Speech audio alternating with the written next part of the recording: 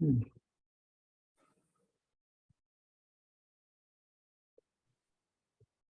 बार मंगलाचरण फिर से शुरू करेंगे। ओम नमः सिद्धेभ्याय, जय श्री ओम नमः सिद्धेभ्याय, जय श्री ओम नमः सिद्धेभ्याय। मंगलम भगवान वीरो, मंगलम गौतमो गणी, मंगलम कुंद कुंदाद्यो जैन धर्मोस्तु मंगलम। सर्वमंगल मांगल्यम सर्व कल्याण कारकम, प्रधानम सर्वधर्माणां जैनम जयतु शासनम, जैनम जयतु शासनम, जैनम जयतु शासनम। 23 नंबर का हमने पढ़ा, ये 24 नंबर का पढ़ते हैं। पुण्यानुष्ठान जातेषु निश्शेषाभीष्ट सिद्धुषु, कुर्वन्ति नियतं पुंसां प्रत्यूहं धन संग्रह। धन का संग्रह पुरुषों के पुण्य कार्यों से उत्पन्न हुई समस्त मनोवांछित की देने वाली सिद्धियों में विघ्न करता है ना। अपन ने ये बात पढ़ी इसमें कि जो भी मुनि हैं जो इस मार्ग पर लगे हुए हैं, उनको धन का संचय का तो मन से निकाल ही देना है। किसी भी तरह से धन का संचय की जो बात है वो उनकी सिद्धियों में बाधक होता है। धन का संग्रह पुरुषों के पुण्य कार्यों से उत्पन्न हुई समस्त मनोवांछित की देने वाली सिद्धियों में विघ्न करता है। अभी किसी ने कोई पुण्य आदि किए तो उसके फलस्वरूप जब उदय में आते हैं तो ऐसी सामग्रियां प्राप्त होती हैं, लेकिन इस बीच में अगर इस तरह की लालसाएं आ जाती हैं तो वो उन कार्यों में विघ्न उत्पन्न होता है और वो प्राप्त होते होते रह जाती हैं। आपने कई बार देखा होगा कि हमको लग रहा है कि ये मुझे प्राप्ति होने ही वाली है और कोई ना कोई ऐसा अंतराय व्यवधान आ जाता है। तो उसका कारण यही है कि अगर हमारे मन में उस काल में कोई ऐसी विकृतियां उत्पन्न हो धन आदि की आशा रूप, तो अवश्य ही वो जो पुण्य कार्य हैं वो रुक जाते हैं, बाधित हो जाते हैं। 25 नंबर का पढ़ेंगे। अत्यक्त संग संतानो भोक्तुमात्मनुमुद्यते,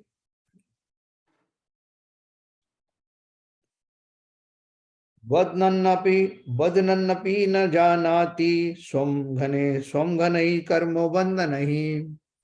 नहीं तजी है परिग्रह की वासना जिसने, ऐसा पुरुष अपने को मुक्त करने के लिए उद्यमी है, परंतु अपना आत्मा परिग्रह के कारण कर्मों के दृढ़ बंधन से बंधता है तो भी उसे नहीं जानता, क्योंकि परिग्रह लोलुप प्रायः अंधे के समान होता।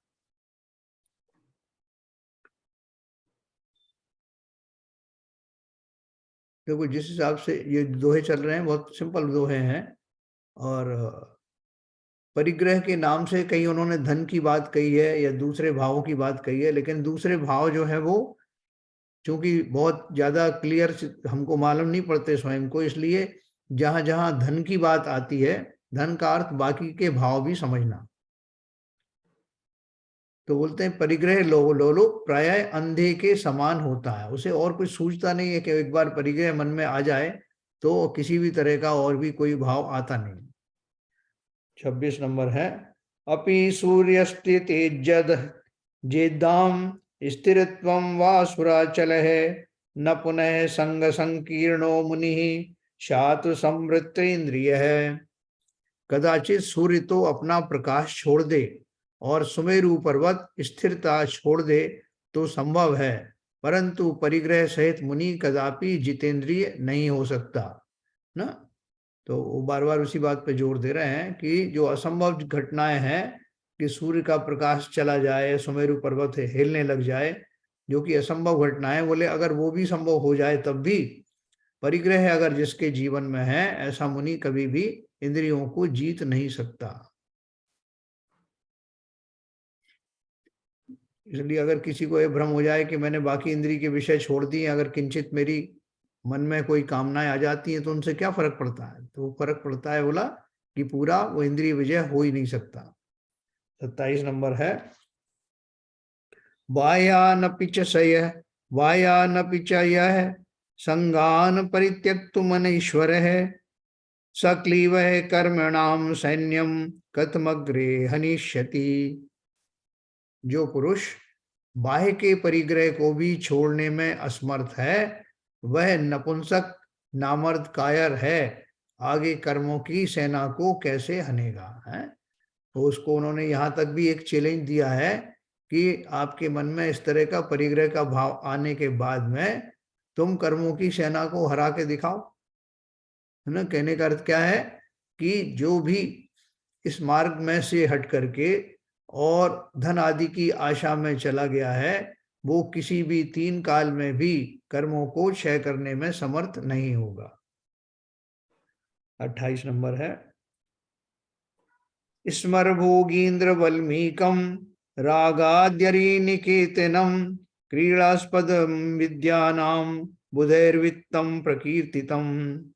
विद्वानों ने, ज्ञानी पुरुषों ने धन को काम रूपी सर्प की बामी तथा रागादि दुश्मनों के रहने का घर और अविद्याओं के क्रीड़ा करने का यथान स्थान स्वरूप कहा है। जो क्या बोल रहे हैं, ज्ञानी पुरुष हैं, उन्होंने धन को कैसा बोला है, काम रूपी सर्प की बामी तथा जिसमें से होकर के एक बार बामी में चला गया तो स्वयं ही जीव जो है सर्पों से डसा जाने के लिए उन्मुख हो गया। उसी प्रकार से जब तक रागादि शत्रु हमारे जीवन में है तब तक इस तरह की जो भ्रांतियां हैं, इस तरह की अविद्याएं हैं, खोटी धारणाएं हैं, वो बनी रहती हैं और जीव अपने सन्मार्ग से डिग जाता है। 29 नंबर है, अत्यल्पे धन जम्बाले निमग्नो गुणवानापि जगत्सिस्मिन् जनः क्षिप्रम दोष लक्ष्य कलंकयते। थोड़े से भी धन रूपी कीचड़ सैवाल में फंसा हुआ गुणवान पुरुष भी इस जगत में तत्काल लक्ष्य अवधि दोषों से कलंकित होता है। सैवाल किसे बोलते हैं, जो काई होती ना, काई, उसको सैवाल कहते हैं। तो बोल रहे हैं थोड़े से भी धन रूपी कीचड़ सैवाल में फंसा हुआ गुणवान पुरुष भी इस जगत में तत्काल लक्ष्यावधि दोषों से कलंकित होता है, अर्थात उसके जो उसका लक्ष्य है उसको वो प्राप्त नहीं कर सकता, थोड़े से ही धन से कालिमा लग जाती है।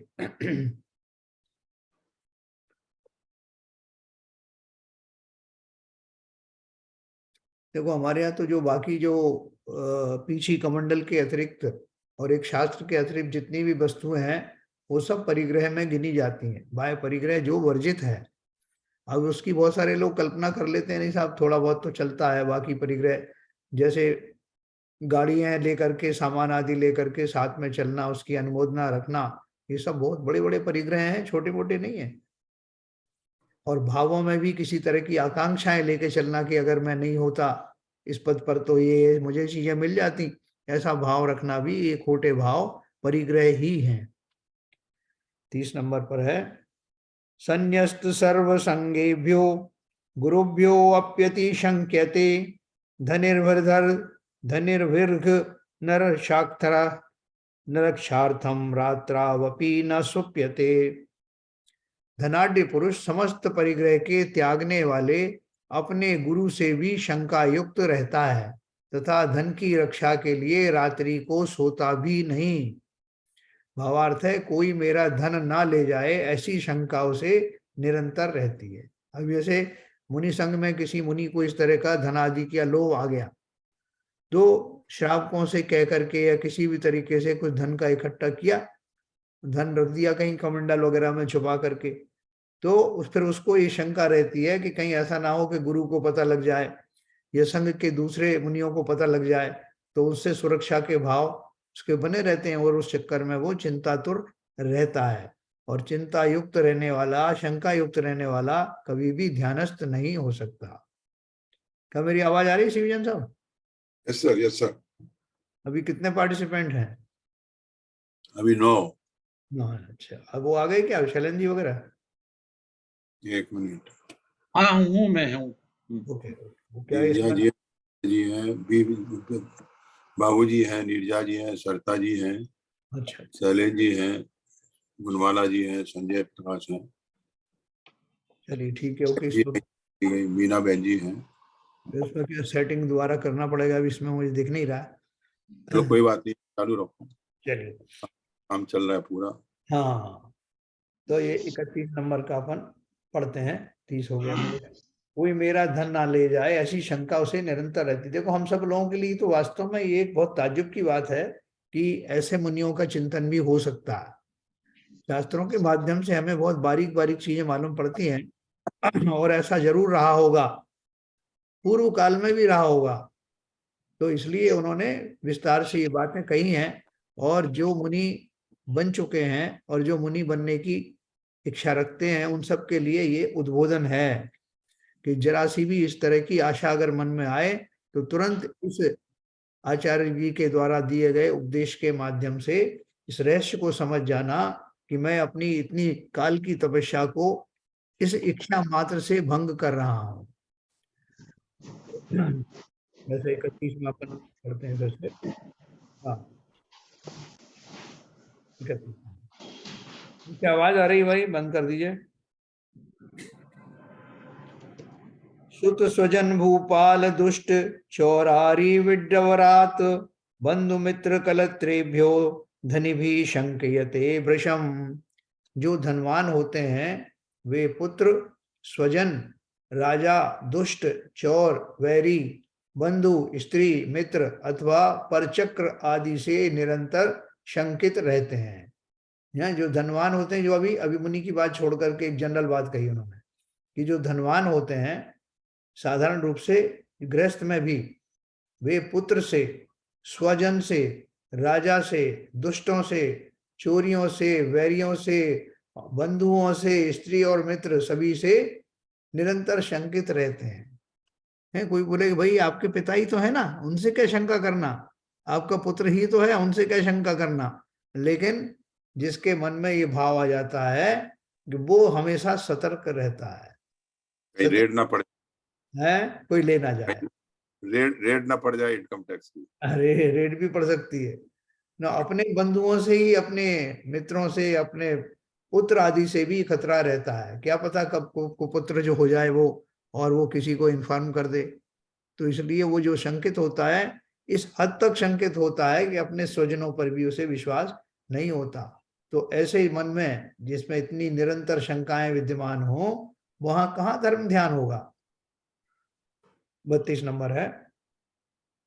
कर्म बधनाति यज्जीवो धनाशा कश्मलीकृत है, तस्य शांतिर यदि क्लेशाद बहुर्भजन्म कोटि भी। यह जीव धन की आशा से मलिन होकर जो कर्म बांधता है, उस कर्म की शांति बहुत ही करोड़ों जन्म से और बड़े कष्ट से होती है। क्योंकि एक जन्म का बांधा हुआ कर्म अनेक जन्मों में क्लेश भोगने पर ही छूटता है। देखो, आप देखो कि बहुत सारे जीव जो हैं बहुत धन की आशा में तीव्र आर्त ध्यान करके मर जाते हैं। तो मर करके वो कौन सी गतियों में जाते हैं? अगर उनको मनुष्य आयु का भी बंद हो गया है तो भी दरिद्र रूपी दरिद्री मनुष्य होते हैं। बहुत सारे लोग तो उसमें ऐसा भी बोलते हैं कि ये जो आर्ट सिर के ऊपर में वो तगाड़ी रख करके जो ईंटें ढोने वाले जो मजदूर हैं वो कौन है? बोले वो वही है जो कभी किसी समय में कॉन्ट्रैक्टर हुआ करते थे, बिल्डर हुआ करते थे, लेकिन अतिशय धन की आकांक्षा में मर करके गरीब हुए, मजदूर हुए और उन बिल्डिंगों के निर्माण में मजदूरी कर रहे हैं। तो ये इस तरह के खोटे भाव होते हैं। भावों के बल पर राजा जो है रंक होते पल में देर नहीं लगती। तो इसलिए उन्होंने बोला यह जीव धन की आशा से मलिन होकर जो कर्म बांधता है, उस कर्म की शांति बहुत ही करोड़ों जन्म से और बड़े कष्ट से होती है। क्योंकि एक जन्म का बांधा हुआ कर्म अनेक जन्मों में क्लेश भोगने पर ही छूटता है। कई कई जन्म लग जाते हैं उस भाव को का निराकरण करने में। उस भाव पूर्वक जो कर्म बंधे थे, उन कर्मों का क्षय करने में कई कई भाव निकल जाते हैं। 33 नंबर का देखते हैं। सर्व संग विनिर्मुक्त है, समृताक्षय स्थिराशय धत्ते ध्यान धुराम धीर संयमी वीर वर्णिताम। समस्त परिग्रहों से रहित हो और इंद्रियों को संवर रूप करने वाला हो, ऐसा स्थिर चित्त संयमी मुनि ही श्री वर्धमान भगवान की कही हुई ध्यान की धुरा को धारण कर सकता है, क्योंकि ऐसा हुए बिना ध्यान की सिद्धि नहीं होती। क्या बोला उन्होंने? समस्त परिग्रह से तो रहित हो और इंद्रियों को संवर रूप करने वाला हो, ऐसा स्थिर चित्त संयमी मुनि ही श्री वर्धमान भगवान की कही हुई ध्यान की धुरा को धारण कर सकता है। अर्थात कहने का अर्थ क्या उनको, कि किसी भी प्रकार का अगर परिग्रह जीवन में आ गया तो वो जो भली प्रकार से ध्यान धारण करने की बात है उसे भूल जाना, वो अब आपके बस का नहीं रहा। इसलिए जरा भी अगर भाव विपरीत भाव होने लगे तो तुरंत प्रभाव से सचेत होकर के अपने उन भावों से निवृत्त हो जाना। 34 नंबर का है।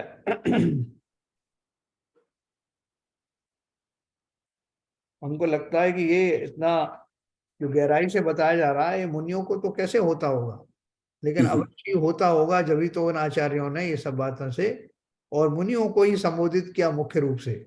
जब मुनियों को हो सकता है तो हम और आपको तो इस तरह के भाव होने में देर नहीं लगती। इसलिए इनडायरेक्टली ये उपदेश हमारे लिए भी है। हम अपनी भूमिका में अगर हम मुक्ति के मार्ग पर आगे बढ़ रहे हैं, किंचित भी आगे बढ़े हुए हैं, तो निरंतर शंका रहित हो करके अपने आप को स्थिर करना। जैसे भी कोई भाव आने लगे, इधर उधर के भाव आने लगे, तो अपने आप को संयमित करना। 34 नंबर है। संग पंकात् समुत्तीर्णो नैराश्यमवलम्बते ततो नाक्रम्यते दुःखै पारतंत्रै क्वचिन मुनिः। जो मुनि परिग्रह रूपी कर्दम से, कर्दम यानी कीचड़ से निकल गया हो, वही निराशता का, निष्प्रयता का अवलंबन कर सकता है, और उस निराशता के होने पर वह मुनि परतंत्रता स्वरूप दुखों से कदापि नहीं घेरा व दबाया जाता। सो ठीक ही है, आशा रहित होने पर फिर पराधीनता का दुख क्यों हो। देखो इन्होंने आशा रहित और निराशता, ये जो दो शब्द इस्तेमाल किए हैं, इनका अर्थ क्या है? तो ऊपर दिया है, देखो, निराशता को ब्रैकेट में दिया है निष्प्रयता का, यानी जो मुनि परिग्रह से, समस्त प्रकार के परिग्रह से किसी भी प्रकार से अटैच नहीं है, किसी भी प्रकार से उसकी आशा उनको नहीं है, तो वो मुनि जो है उनको फिर किसी तरह की पराधीनता हो नहीं सकती। आप देखो, धन का लालच दे करके, कोई और लालच दे करके लोगों को परतंत्र कर दिया जाता है, लेकिन जिन्होंने सब तरह की आशाओं का त्याग कर दिया है, उसे कोई पराधीन कैसे कर सकता है? अर्थात वो किसी भी तरह के भावों का, कर्मों का या किसी व्यक्ति के पराधीनता में आए बिना ही अपने ध्यान में आरूढ़ रह सकता है। बाकी के सब तो कहीं भी जो है वो लोभ में, लालच में कहीं भी किसी तरह से फंस करके पराधीन हो सकते हैं। 35 नंबर है। विजिने संजन संकीर्णे सुस्थिते दुस्थिते अपि वा सर्वत्र प्रतिबद्ध है शात संयमी संग वर्जित है। जो परिग्रह रहित संयमी है, वह चाहे तो निर्जन वन में रहो, चाहे बस्ती में रहो, चाहे सुख से रहो, चाहे दुख से रहो, उसकी कहीं भी प्रतिबद्धता नहीं है। अर्थात वह सब जगह संबंध रहित निर्मोही रहता है। अभी अपन गृहस्थ धर्म में रहते हैं तो अपन को बहुत सारे विकल्प रहते हैं। लोग बोलते हैं साहब वो आपको इतने बजे वहां चलना है, फलानी जगह ये चलना है, अभी आपसे मिलने ये लोग आ रहे हैं, अभी आपने भोजन तो किया ही नहीं, अब फना काम रह गया। तो इस तरह के समस्त विकल्पों के कारण रहते हुए हम सदा काल ही शंकित बने रहते हैं, सदा काल ही अस्थिर मन से विचरण करते हैं। जबकि वो बोलते हैं कि जिन्हें किसी तरह का कोई परिग्रह नहीं है, किसी की कोई आकांक्षा नहीं है, अपनी चर्याओं में जो लगे रहते हैं, वो उन्हें कहीं भी ले जाएं तब भी वो अपना, उनका मन अपने आप में स्थिर रहने के कारण वो, उनका पूरा पूरा कमिटमेंट है। किसके प्रति कमिटमेंट है? स्वयं के प्रति। और कहीं उनकी कमिटमेंट नहीं है, जिसे प्रतिबद्धता कहते हैं, उसको कहीं भी प्रतिबद्धता नहीं होती, अर्थात वह सब जगह संबंध रहित निर्मोही रहता है। ये इसकी प्रैक्टिस करनी पड़ती है कि नहीं साहब वो मैं क्या करूँगा, तो वहां चला गया था, वहाँ मेरा चातुर्मास था, चातुर्मास में जो है तरह तरह के लोग आए करे, और उनके प्रश्नों के निवारण करते करते मेरे मन में भी बहुत सारी शंकाएं आ गई, बहुत सारा मेरा भी परिग्रह आदि की आशा हो गई। तो कोई जस्टिफिकेशन नहीं है, किसी भी आशा अवस्था में रहें, बोल रहे हैं आप जंगल वन में रहो, बस्ती में रहो, कहीं भी रहो, अगर हमारी उन सब बातों के प्रति कमिटमेंट समर्पण नहीं है तो हमारा मन सदा ही निर्मोही बना रहता। 36 नंबर है। देखो इसमें वैसे बहुत सारी बारीकियां हैं जो अपन को चर्चा करने में थोड़ा अजीब सा लगता है। जैसे कि अभी मान लीजिए किसी मुनि के दांत खराब हो जाए, तो दांत खराब हो जाए तो डेंटिस्ट को बुलाया जाए, तो डेंटिस्ट बुला करके वो नया दांत लगाए, या आंख में कुछ प्रॉब्लम हो गई तो चश्मे बदलने शुरू हो गए, चश्मा लगाना शुरू हो गया, फिर उसको बदलना शुरू हो गया। ये सारी चीजें शास्त्र में कहीं इनका उल्लेख नहीं है। शास्त्र में तो एक पीछी कमंडल के और शास्त्र के सिवाय बाकी समस्त वस्तुओं को परिग्रह कहा। तो ये कहाँ जस्टिफाई होता है, कितना जस्टिफाई होता है, ये अपन कभी फिर चर्चा करेंगे। लेकिन शास्त्रों के अनुसार तो इन 3 उपकरणों को छोड़ करके बाकी सारे उपकरण परिग्रह में ही गिने गए। तो क्योंकि उनको लेकर के जीव शंकित रहता है, उसको लेकर के उनकी आकांक्षाएं बनी रहती हैं, इसलिए उन्होंने ध्यानत राय जी ने कहा ना, फांस तनक सी तन में साले, चाह लंगोटी की दुख भाले। एक लंगोटी की चाह भी बहुत दुखदाई होती है। इसी तरह से जिनका किसी भी तरह का कमिटमेंट है, जैसा महाराज आपने ये कहा था कि फला फला दिन जो है आपको ये दूंगा मैं, तो आप तो जल्दी अपने सामायिक में पहले मुझे ये बता के जाओ। तो जिनका कोई इस तरह का कोई कमिटमेंट किसी के प्रति नहीं है, जो स्वयं के प्रति ही समर्पित हैं, वही वास्तव में ध्यान को भली भांति साध सकते हैं। 36 नंबर है। दुःखमेव धन व्याल विष विध्वस्त चेतसाम, अर्जने रक्षणे नाशे पुंसाम तस्य परीक्षये। धन रूपी सर्प के विष से जिनका चित्त बिगड़ गया है, उन पुरुषों को धनोपार्जन में, रक्षा करने में अथवा नाश होने व व्यय करने में सदैव दुख ही होता है ना। बोल रहे धन रूपी सर्प के विष से एक बार चित्त में ये धनादि की बात आ जाए तो फिर उन व्यक्तियों को जो धन उन्होंने प्राप्त किया है उसको बचाए रखने के लिए, और या वो कहीं नष्ट हो जाए तो उसको बचाने में वो हमेशा दुखी बने रहते हैं। है ना, ये तो मुनि की बात है। तो अपन तो श्रावक लोग होकर के ही अपन ये देखते हैं हमारे यहाँ भी कोई धन का लोप हो जाए, कोई ठग ले जाए, किसी तरह का हमारा जो अच्छी खासी इनकम चल रही थी उसमें जो है कहीं कमी हो जाए, तो पूरा जो है समय खराब हो जाता है, मन खराब दूषित हो जाता है, बाकी कुछ भी रुचिकर नहीं लगता, यहाँ तक कि स्वयं के भोजन आदि करने में भी आदमी का मन नहीं करता। तो इसलिए उन्होंने बोला कि धन रूपी सर्प के विष से जिनका चित्त बिगड़ गया है, उन पुरुषों को धनोपार्जन में, रक्षा करने में अथवा नाश होने या व्यय करने में सदैव दुख ही होता है ना। ये अपने ऊपर भी जरूर लगा देना कि धन मात्र एक संयोगी वस्तु है, विनिमय का साधन है, पुण्य आदि से प्राप्त होता है, और पुण्य से प्राप्त होने पर भी जब उसका जो धन आ जाता है, प्राप्त तो पुण्य से होता है, लेकिन जब वो उसको भोगने की आकांक्षा होती है तो वो पाप की कारण होती है। पाप के उदय में धन को भोगने की इच्छाएं होती हैं, ये बात ध्यान रखिए। और वो जब मैं भोगता हूं तो फिर उन भोगों में आसक्ति फिर से नए कर्मों का निर्माण करती है। ये बहुत एक बारीक चीज है। पुण्य आदि जो वस्तुएं वो आ तो जाएंगी आपके पुण्य के उपलक्ष्य में, और आने के बाद जब उनसे भोग भोगे जाएंगे तो वो पाप का ही कार्य करेंगे। तो समझदार व्यक्ति समझ जाते हैं कि भले ही पुण्य से आने वाली ये वस्तुएं हैं, लेकिन इनका भोग मुझे पाप में ही ढकेलेगा, इसलिए मुझे इस तरह का पुण्य भी नहीं चाहिए। ऐसा भाव जो ज्ञानी जन है वो धारण करते हैं, इसलिए समस्त प्रकार की वांछाओं से वो रहित हो जाते हैं।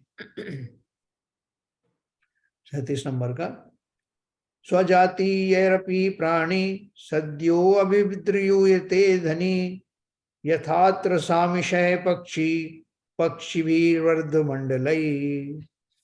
जिस प्रकार किसी पक्षी के पास मांस का खंड हो तो वह अन्य अनन्य मांस भक्षी पक्षियों से पीड़ित व दुखित किया जाता है, उसी प्रकार धनाढ्य पुरुष भी अपनी जाति वालों से दुखित व पीड़ित किया जाता है ना। अपन ने बीच में जो कोर्स में भी बहुत सारी कहानी पढ़ी थी ना, कि एक जो व्यक्ति कहीं, वो सिंहनाथ क्या नाम था उसका, कुछ नाम था, वो व्यक्ति कहीं ऐसी जगह फंस जाता है जहां से उसको बाहर निकलने का कोई रास्ता ही नहीं था।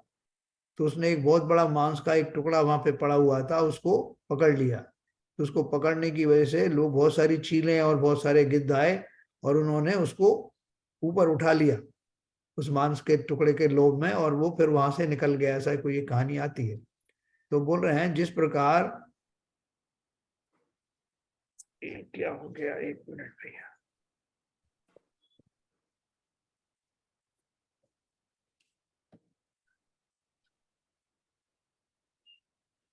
जिस प्रकार किसी पक्षी के पास मांस का खंड हो तो वह अन्यान्य मांस भक्षी पक्षियों से पीड़ित व दुखित किया जाता है, उसी प्रकार धनाढ्य पुरुष भी अपनी जाति वालों से दुखित व पीड़ित किया जाता है।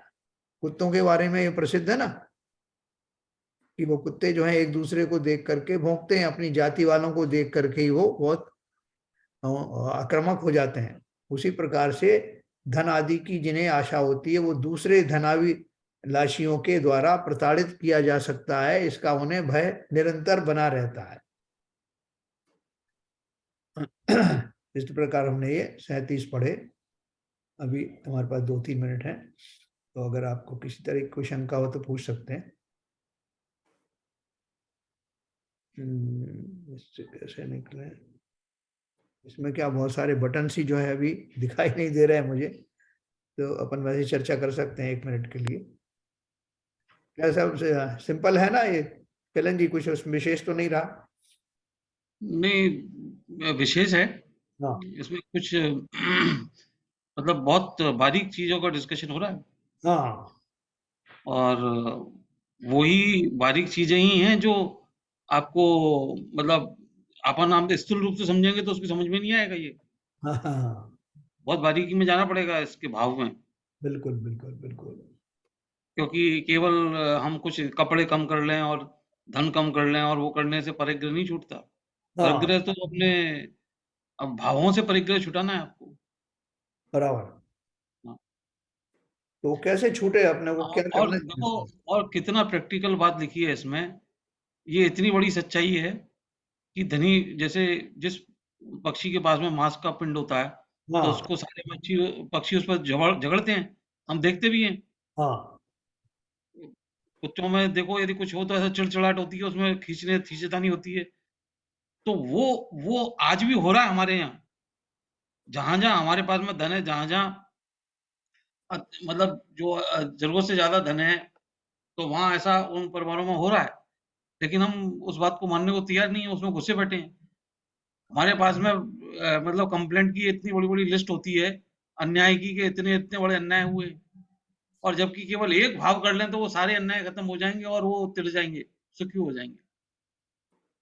सही बात। तो ये अब हमारे लिए संभव है कि नहीं, गृहस्थों के लिए इस तरह के भाव करना संभव है क्या? जब मुनि नहीं कर पाते तो हम कैसे कर पाएंगे? तो मुनि भी तो मनुष्य ही है ना, और हम भी मनुष्य हैं। हाँ और संयम तो शावक को भी है और मुनि को भी है। हाँ, आपने सही कहा कि जो मानव मन जो है वो तो सबका कॉमन ही है।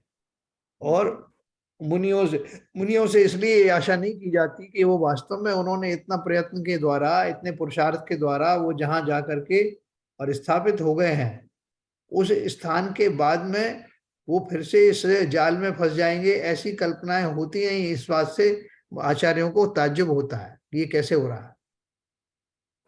तो इसलिए वो विशेष रूप से ये मुनियों का संबोधन करके ये उनको तो वापस स्थापित करने की बात है ही धर्म में, और गृहस्थों को इतना दूभर होना, इतने मतलब इसका कभी भी आदमी डिग सकता है उससे, इस बात को उन्होंने भली प्रकार से समझा के और सतर्क किया है कि जीवन में विशेष प्रकार से सतर्क रहना, विषय चोर बहु फिरत हैं ना, इसलिए वो बार बार आगाह कर रहे हैं कि कहीं भी हम विचलित ना हो जाएं। अगर हम थोड़ा सा भी धर्म मार्ग पर बढ़ें तो उस धर्म मार्ग को बनाए रखने का निरंतर प्रयत्न करना, अपने भावों की पहचान करना कि मैं कौन कौन सी चीजों से डिग जाता हूँ, कौन कौन सी चीजों से मैं लोभान्वित हो जाता हूँ। ऐसा हम सब अपने आप के बारे में जानते हैं, ऐसा भी नहीं है। किसी से पूछो भाई आपको क्या पसंद है भोजन में, तो अपन तुरंत बताते हैं ना। इसी तरह से आपकी क्या इच्छाएं, क्या अभिलाषाएं, कौन सी आप अच्छी समझते हो, ये भी हम भली भांति जानते हैं। तो ऐसी अभिलाषाओं के जो कुछ निमित्त बनते हैं उनसे यथासंभव दूर रहना, ये हमको इस बात की भली प्रकार सीख मिलती है। दूर कौन रह सकता है? प्रत्येक व्यक्ति दूर रह सकता है या कोई खास व्यक्ति दूर रह सकते हैं? सीवीजन साहब। देखिए साहब, जो पहले जो बात कही थी हाँ और शैलेंद्र जी ने उसका बहुत उचित विश्लेषण किया था। हाँ मुनि और श्रावक या ग्रस्त में ऐसी भावना किस में आ सकती है? तो वो तो जीव है, भावना तो सब में आ सकती है। दूसरी स्थिति ये बनती है, वातावरण का बहुत बड़ा फर्क पड़ता है। हाँ मुनि जिस वातावरण में रहते हैं उनको उतने निमित्त नहीं मिलते हैं। जो ग्रस्त जिस वातावरण में रहता है तो उसके चारों तरफ सारे निमित्त रहते हैं, उसको इस भावना से प्रेरित करने के लिए और ये भाव पैदा करने के लिए। बराबर। और यही वातावरण किंचित रूप से जब मुनि को मिलता है तो वो भी वहां पे विचलित होकर उस उनमें बह जाता है। और जहां तक संयम का सवाल है, संयम तो कोई भी धारण कर सकता है, भावों के ऊपर है। ग्रस्त है, पूर्ण रूप से ग्रस्त है, जिसने अनुभव देना अभी चालू भी किया है, तो अगर वो संयम का पालन वेद विज्ञान शुरू करके अगर कर सकता है तो सब कुछ संभव है। क्योंकि उसी जीव को तो बोझ के रास्ते पे चलकर वो भी केवल ज्ञान प्राप्त कर सकता है, क्योंकि उसकी जो अपनी खुद की आत्मा है वो पूर्ण गुणों से भरी हुई है। वो ज्ञानावरण और मोहनीकरण की वजह से उसको पर्दा पड़ा हुआ है। तो अगर संयम से शुरू करके वेद विज्ञान से शुरू कर सकता है तो कर सकता है। ये जीव के संयम के, उसकी इच्छा शक्ति पे, उसके संकल्प पे, उसके वातावरण पे, उसकी अप्रोच के ऊपर डिपेंड करता है। बिल्कुल सही बात है। बिल्कुल सही बात है। तो जिन्होंने संयम धारण किया है वो भली प्रकार सोच विचार के ही तो किया है, इस बात को जान करके कि मैं अभी तक संसार में गहरा धंसा हुआ हूं और संसार से अगर मुझे निकलना है तो संयम का मार्ग मुझे अपनाना होगा। ऐसा विधिवत बुद्धिपूर्वक संकल्प जिन्होंने किया है उनको, उन्हीं जीवों के लिए उद्बोधन है ये। वही तो क्या आपने सही कहा कि इस ग्रंथ में जो विवेचन हो रहा है, जितनी बारीकियां बताई जा रही हैं, तो ये उनसे एक मतलब उससे बिल्कुल एक सांकेतिक रूप से एक सावधानी का एक उनको हाँ बिल्कुल बिल्कुल विवेचना मिलती है कि भाई ये निमित्त आपको मिल सकते हैं, इनसे आपको सावधान रहना है, इनसे आपको बच के निकलना है। बिल्कुल। और जब मानस पलट पे ये सावधानियां आपके अनकॉन्शियस माइंड में इम्प्रिंट हो जाएंगी, तो जब ऐसी सिचुएशन निमित्त आएंगे तो किंचित रूप से आप उसे सावधान होकर और उस स्थिति से निकल सकते हैं। बराबर। तो चलिए, आज थोड़ा सा व्यवधान हो गया इसमें, तो जिसकी वजह से आप वो लोग तो जो होना होता है सब होके रहता है। तो आज वैसे हम निकलेंगे अभी दोपहर बाद जो है न्यूयॉर्क के लिए निकलेंगे, और वहां पहुंच करके अपना सब जमाएंगे, कोशिश तो करेंगे। लैपटॉप लेके जा रहा हूँ, तो थोड़ी कोई बहुत बात असुविधा होगी तो अपन देख लेंगे उसको। नहीं, तो उसमें एक स्टैंड बाई अपने बहन जी को भी रिक्वेस्ट कर दीजिए और शैलेंद्र जी को हाँ शेयर हाँ करनी है कि वो कंटिन्यूटी बनी रहेगी तो अच्छा रहेगा, और कुछ नहीं। हाँ बहन जी तो इधर आज भी। का पेज नंबर क्या है बता दीजिए जरा तो। हाँ ये कंप्यूटर पे पेज नंबर 200 है, कंप्यूटर पे ठीक जो है। ऑन करेंगे 200 आएगा। ठीक है। ठीक है सर। और ये जय 16वां अध्याय है 16 नंबर का, और अपन ने 37 38 नंबर की ये दोहा पढ़ा था। ठीक है। तो वो ठीक है देख सर। लेना। अगर मान लो मैं मोबाइल से कर पाया तो फिर आपको स्क्रीन शेयर करना होगा। हाँ ठीक है। बहन जी तो अभी दिख नहीं रही मुझे, तो ये देख लेना अपन। फिर मोबाइल पे तो कर ही सकते हैं कनेक्ट, अगर इस पर नहीं हुआ तो खाली आप स्क्रीन शेयर कर दीजिएगा। एलके साहब तो ड्रॉप हो गए हैं आज। हाँ हाँ, आए थे आए वो। थे आए थे बीच में, फिर दोबारा से लॉग इन किया तो शायद वो चले गए। हाँ, दो दो लोग ड्रॉप हो गए, 11 मैंने बेंजी देखा था संख्या। हाँ बेंजी नहीं है, बेंजी आई थी हाँ, और एलके जैन साहब थे और एक कोई सरताजी शायद। सरिता तो है अभी। सरताजी हैं तो अच्छा। चलिए ठीक है साहब, तो कल मिलते हैं फिर। जिनवाणी स्थिति जिनवाणी करिएगा। स्तुति करते हैं।